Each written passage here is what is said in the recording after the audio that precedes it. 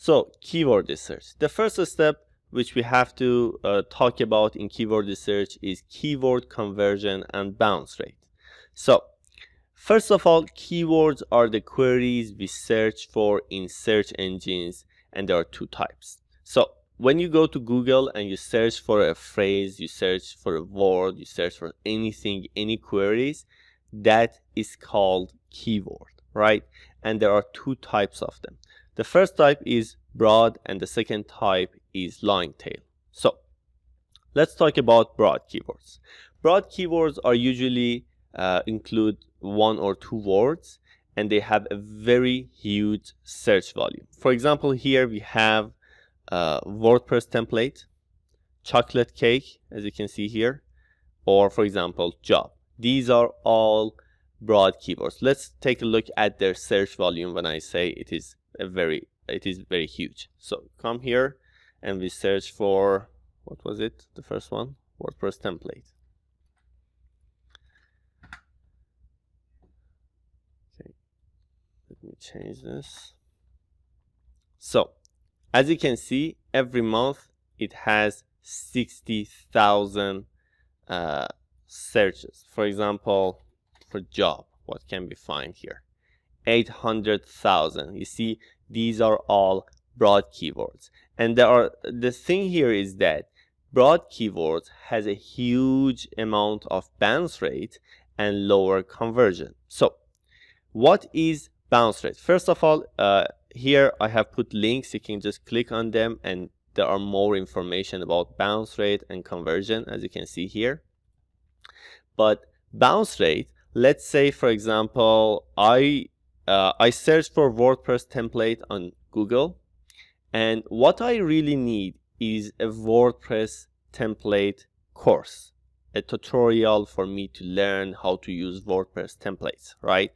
So I come in Google, or I search for WordPress template, and the first page or the first couple of pages that I see here, the links there, doesn't provide what I really need. So I go inside these pages.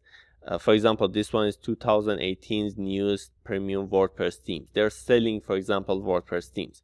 I go inside it, I see there is no tutorial, there is no course there for me, and this is not what I wanted. So I come back, right? This is called bounce. And to the number of these bounces on a website, on a web page, it is called bounce rate. Now, the next term is conversion rate.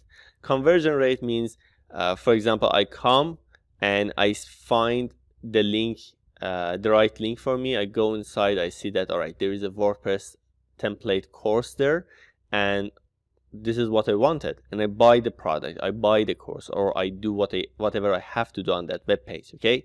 This way, it is called me as a user, I converted. And to the number of these converted users, it is called conversion rate. So in marketing, the lower bounce rate and the more conversion rate, it is much better. So the next type of keyword was long tail keyword. Now, long tail keywords, they have more or less usually between 3 to 8 words inside them. Now let's change the example which we had above to long tail keywords. For example, WordPress template for online t-shirt store. As you can see, it is very specific for a specific situation, for some exact number of people. Let's say I want to start an online store and sell t-shirt there. I go to Google and search for WordPress template for online t-shirt store.